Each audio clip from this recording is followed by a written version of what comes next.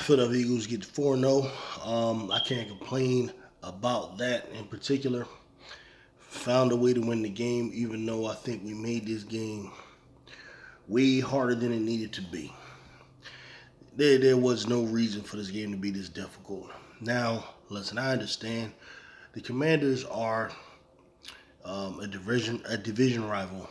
Um, Commanders honestly may have a better coaching staff when you consider Ron Rivera being a veteran, old school coach. You know that has more experience than Nick Sirianni. He's been to a Super Bowl himself, like Nick Sirianni did last year. Um, who has actually worked for this organization before? When you look at Eric Bieniemy, you're talking about a veteran staff. And I feel like at many points in the game, our coaching staff was out coached. Um, and then when you really consider what I really can't stand about our coaching staff, which is the defense. Now, I blame Sean Desai, but for me, it's deeper than Sean Desai.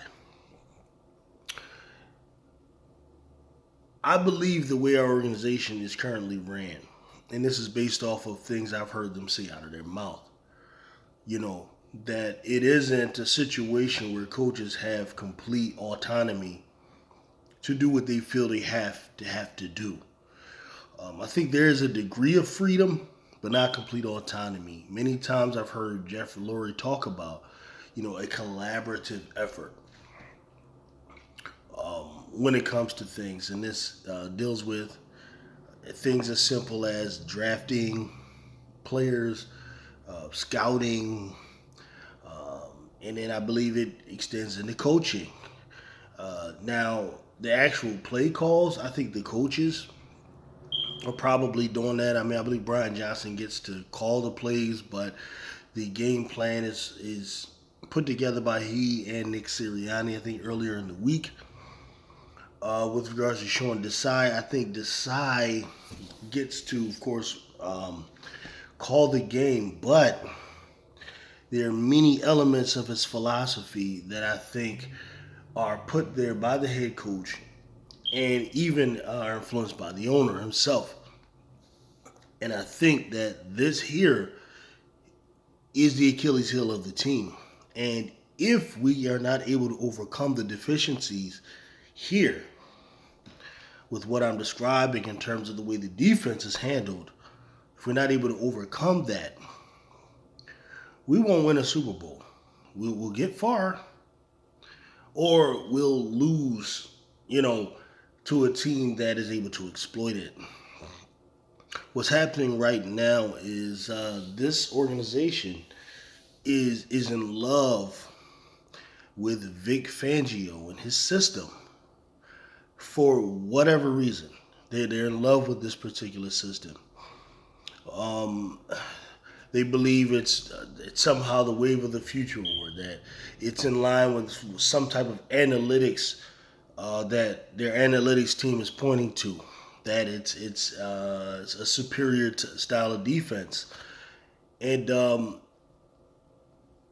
it's a real blind spot right now. And this is the thing that frustrates me about this organization. In that, listen, Jeffrey Lurie is a good owner. Overall, he spends money, he puts together a team. He does have a nice, well-run um, team from top to bottom. I like all of those things. But he always has a blind spot. With Andy Reid early on, the blind spot was de-emphasizing the importance of wide receiver and having the quarterback have to, just have everything on his plate, along with ignoring on defense. They ignored the importance of stopping the run and put pretty much all of their resources into stopping the pass. And it's due to philosophy that the quarterback is the reason you're going to lose, or the quarterback is the reason you're going to win. and ignoring all the other things. And I believe this has hurt us. This philosophy of de-emphasizing the importance of the linebacker position, right? These are just examples of things that have hurt us in the past. And now what's happening is this team is in love with Vic Fangio's system. Um, you know, to the point where everyone that they're hiring now, Jonathan Gannon and now Desai, are guys who are disciples of Fangio. They won't get Fangio himself for whatever reason. No, Fangio last year played an integral part in putting together the plan that we had against the Kansas City Chiefs last year. We saw what happened with that. The team couldn't get a stop in the whole second half of football, which is unacceptable. It's completely unacceptable. And what I'm seeing now is a defense that is incapable, unable to stop a quarterback who is only playing in his fifth game. Sam Howell really looked like a top 10 quarterback today. You look at his completion percentage. You look at some of the passes he was making. If you look at some of the reads he was making. If you look at some of the ways he beat this team and beat this secondary. That is not something that we should be deeming acceptable. Now, I'll give you Patrick Mahomes shredding you at times. I'll give you Josh Allen or one of the top guys doing it. But if Sam Howell's going to do that to you, then what hope do you have against a Josh Allen? What hope do you have against a Tua when Miami comes in here? Heck, what hope do you have against a Dak Prescott who's like mediocre, And I don't think this Eagles staff is putting enough. They're not giving enough attention to this. And this is going to hurt the team, man. And listen, I'm as excited as any of you are about being 4-0. But I'm telling you, their love and their dependence, their confidence in this defensive scheme is going to hurt us ultimately. And I don't understand why they believe in the superiority of it. I really don't. There are other good defenses out here that don't employ this system. If you look at the San Francisco 49ers over the last couple of years, employing what DeMeco Ryans had put together. If you look at the defenses that even Lovie Smith had last year, without talent, I remember he gave us fits, and he had hardly no talent. You look at what Bill Belichick does, what different coaches are doing out there. It's not a given or a foregone conclusion that a quarterback has to just shred your team. That's not it. That's a false idea that quarterbacks are unstoppable. Look at what Buffalo did, to Washington last week. Sam Howell goes out there and throws 4 interceptions against them. Looks like a guy who shouldn't even be in the league. He plays us and he's shredding us. And then there's certain points in the game where I see Sean Desai decides to blitz. And Sam Howell struggles with the blitz.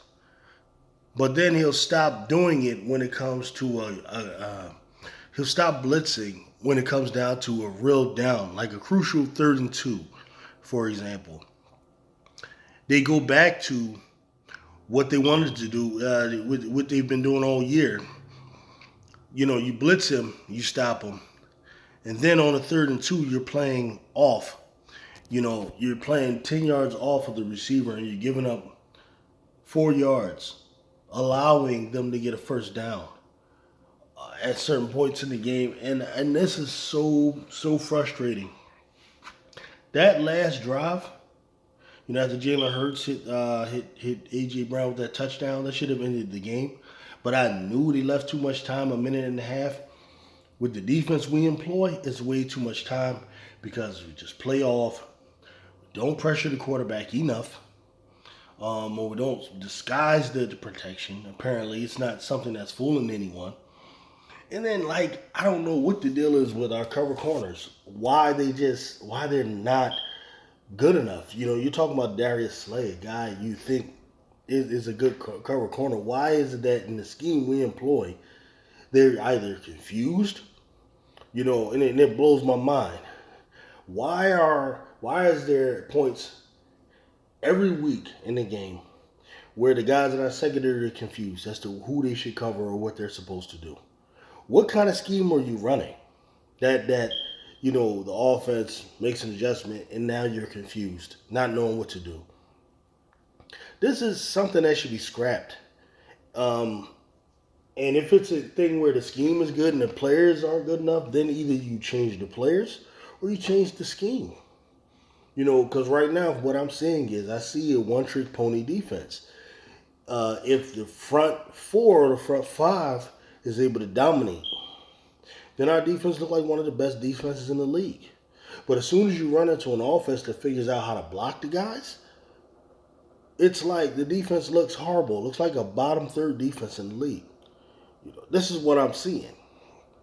You know, I don't see quarterbacks being fooled by what they're seeing. I don't see quarterbacks being feeling like they have to change the play or call a timeout. I don't see any of that, and that tells me that you have a coordinator who is incapable of fooling a young quarterback, and that's a problem for me, man. That's a problem.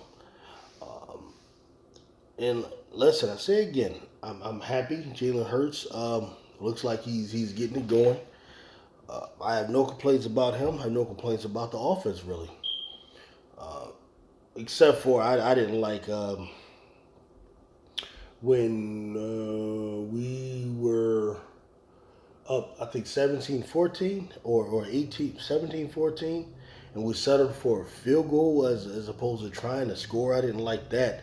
That almost hurt us because Washington comes down to the score, and then Jalen Hurts had to come put us on a scoring drive, and then you give up the damn touchdown on that long drive, and Washington scores, and then the defense, thank God, was able to get a stop in overtime, and then we were able to win. But you know, I'm looking at this schedule. This is not the type of schedule where you know you're going to win a lot of games if you're playing at this level. You know, the defense really, really, really, really has to play better, man. They have to play better. You can't go out there and look good like that against Baker Mayfield, which was really a situation where the defensive line dominated. And then you come out here and then you look like that against Washington. You know, just say, man, I'm glad we won, of course, but we're gonna have to do better, man. We're gonna do better. So that's what I got to say on that, man. I'll catch y'all later. Peace.